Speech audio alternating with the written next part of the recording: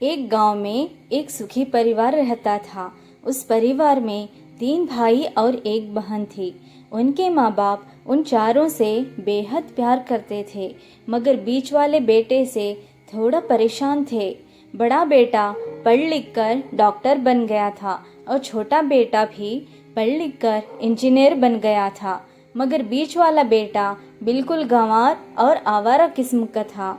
कुछ समय बाद उनके दोनों बेटे डॉक्टर और इंजीनियर ने शादी कर ली और महीनों के बाद ही इनकी बेटी का भी एक अच्छे घराने में विवाह हो गया, मगर बीच वाला बेटा अभी भी कुंवारा ही था।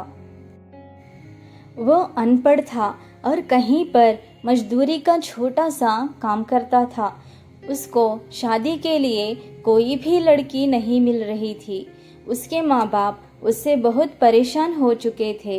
अब जब भी उसकी बहन अपने मायके आती तो वो अपने डॉक्टर और इंजीनियर दोनों भाइयों से मिलती थी, मगर बीच वाले भाई से बहुत कम मिलती थी, क्योंकि वो उसे ज़्यादा पैसे नहीं दे पाता था।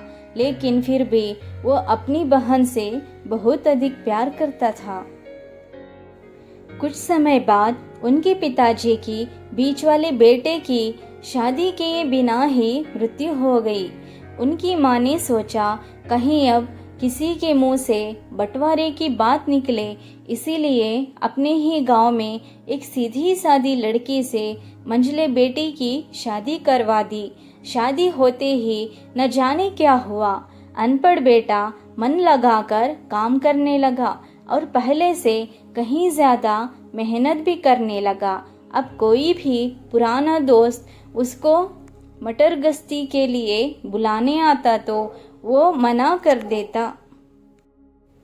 एक दिन उसके डॉक्टर और इंजीनियर भाई ने सोचा कि ये तो गंवार और अनपढ़ है, हम इससे कहीं ज़्यादा पैसे कमा लेते हैं, इसीलिए अब हमें बंटवारा कर लेना चाहिए। माँ के लाख मना करने के बाद भी दोनों बेटों ने बंटवारे की तारीख तय कर दी और उन्होंने अपनी बहन को भी बुला लिया।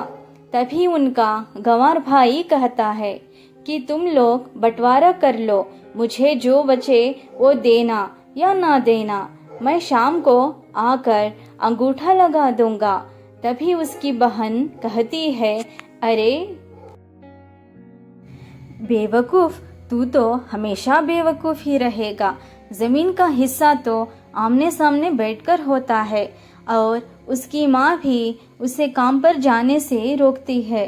उसी वक्त वकील भी वहाँ आ जाता है और कहता है कि आपका सारा हिस्सा मिलाकर 10 बीघा ज़मीन और एक मकान है। अब ये बताओ किसको कितना हिस्सा देना है, मैं उसी हिसाब से कागज़ बनवा दूंगा। तब गंवार भाई कहता है, वकील साहब 5-5 बीघा ज़मीन हमारे दोनों भाइयों के नाम लिख दो और ये हमारा घर है, मेरी प्यारी बहन के नाम कर दो। तब दोनों भाई पूछते हैं कि तू अपने हिस्से में क्या लेगा। गंवार भाई कहता है कि मेरे हिस्से में मेरी प्यारी माँ है।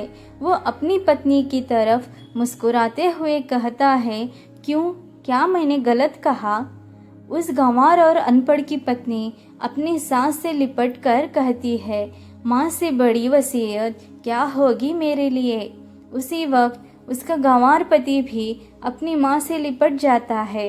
गंवार बेटे और बहू के प्यार ने ज़मीन जायदाद के बंटवारे को एक सन्नाटे में बदल दिया।